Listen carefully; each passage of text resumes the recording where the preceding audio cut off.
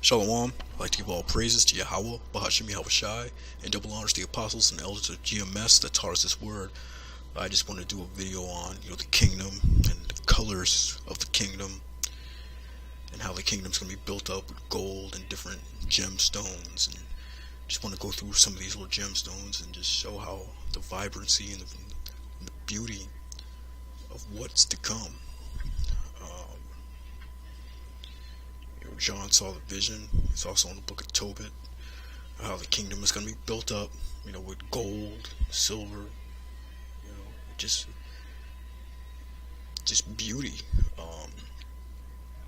There was a video going around about this guy that passed. He had a near-death experience, and he went to the spirit world briefly, and he just gave an account of how the spirit world looked like a 4K television. If you've ever seen a 4K television, it's very bright, and the earth looked dull compared to the kingdom, to the spirit world. And in the kingdom, it's going to get that brightness back, that green lush trees and, no pollution, the blue skies, the sun, bright colors coming back to the planet Earth. Not all this dull, concrete and all this, But I just want to get into, Revelations 21 and 5. And he sat upon the throne, and he that sat upon the throne said, Behold, I will make all things new. And he said unto me, Write, for these words are true and faithful. And he said unto me, It is done. I am Alpha and Omega, the beginning and the end. I will give unto him that is athirst of the fountain of the water of life freely. That's the elect. The elect is a thirst for, knowledge, wisdom, and the kingdom of the fountain of life, that immortality. He that overcometh shall inherit all things. Overcometh, being in the truth. He that endures into the end, the same shall be saved. Time of Jacob's trouble, keeps the faith. Whoever doesn't take that chip, that man will inherit all things. He that overcometh shall inherit all things, and I will be his power, and he shall be my son. The Most High is going to come back to us. But the fearful, the unbelieving, the abominable, the murderers, the whoremongers, sorcerers, idolaters, and all liars shall have their part in the lake which burneth with fire and brimstone, which is the second death. And we know that's talking about, the nuclear destruction that's coming to America. The second death, which is fire. Nuclear missiles are going to rain down on America during the World War III.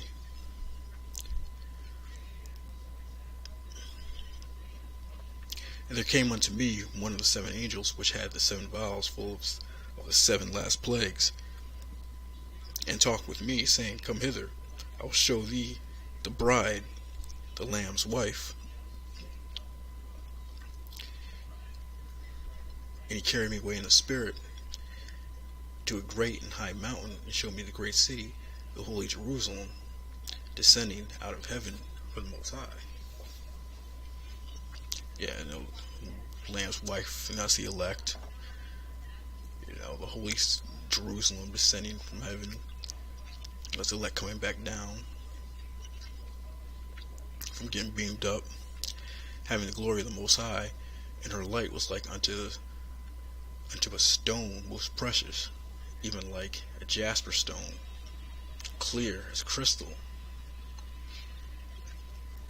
and had a great wall, great and high, 12 gates, and at the 12 gates the names written thereof, which are the names of the 12 tribes of the children of Israel. So he's just describing that city, the kingdom.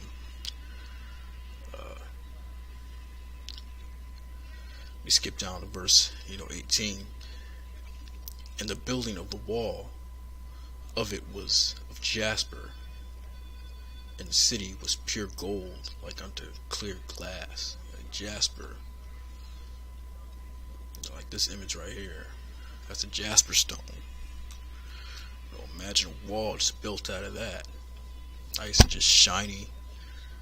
Like a nice reddish color. Jasper. That's what jasper looks like.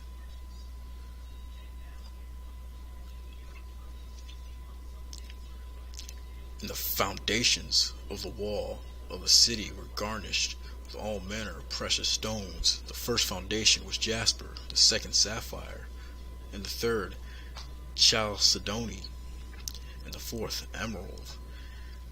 Chalcedony, let's see what that looks like. Look at that.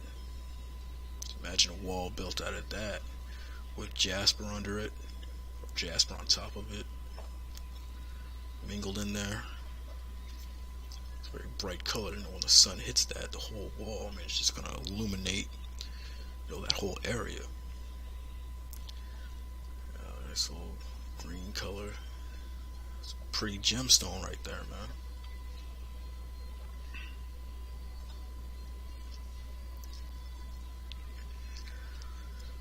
And emeralds, we all know the beauty of emeralds.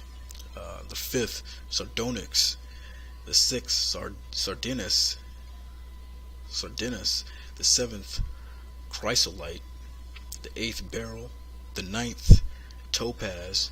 The 10th, a chrysoparsus. The 11th, jacinth. The 12th, an amethyst. So here's the sardonyx. Nice, yellowish, orangish hue. Like the morning. Looks like a morning or like a late afternoonish type color right there.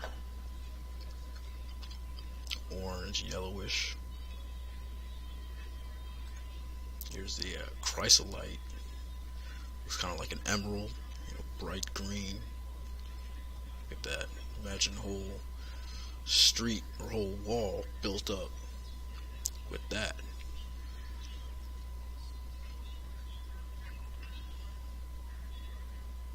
Or chrysoprocess. Nice another greenish, bluish haze. Yeah. Some beautiful gemstones right here, man.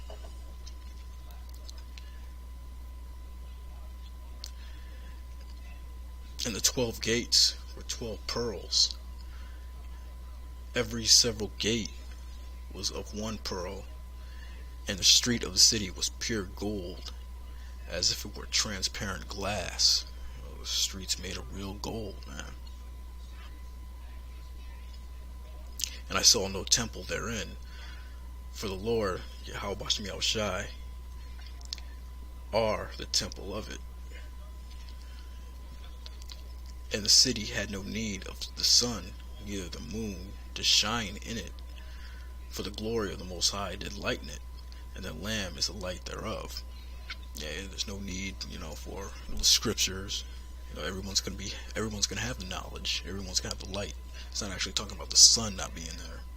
It's not talking about the moon not being around no more. It's talking about everybody's gonna have the knowledge of the Most High. You're not gonna need the prophets to come out there and teach. Everyone's gonna be in the know of righteousness.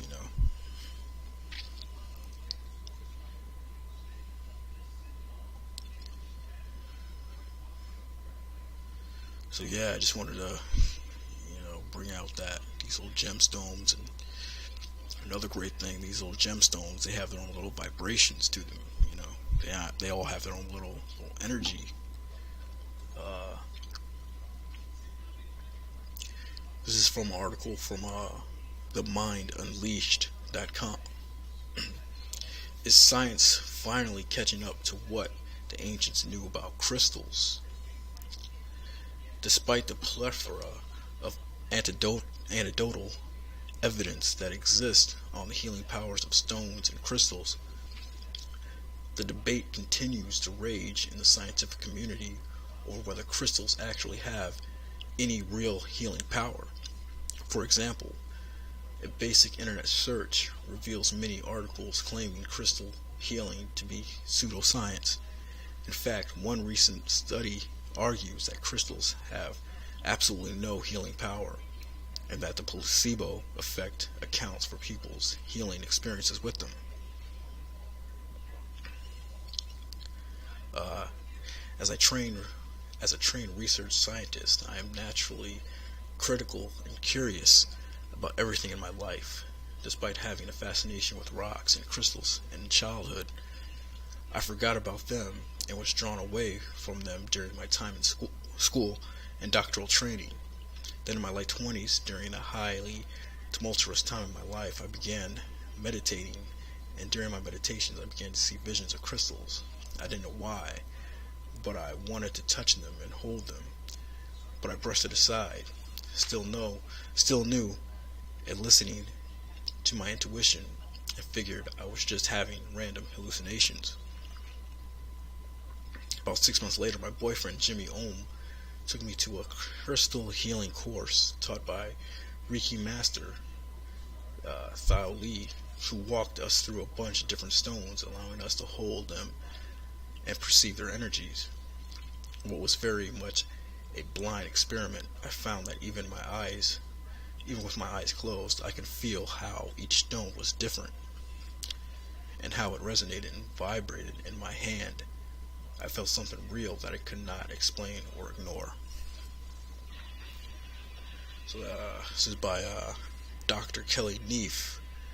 Just another account about the different vibrations of each gemstones and the energy that they emit.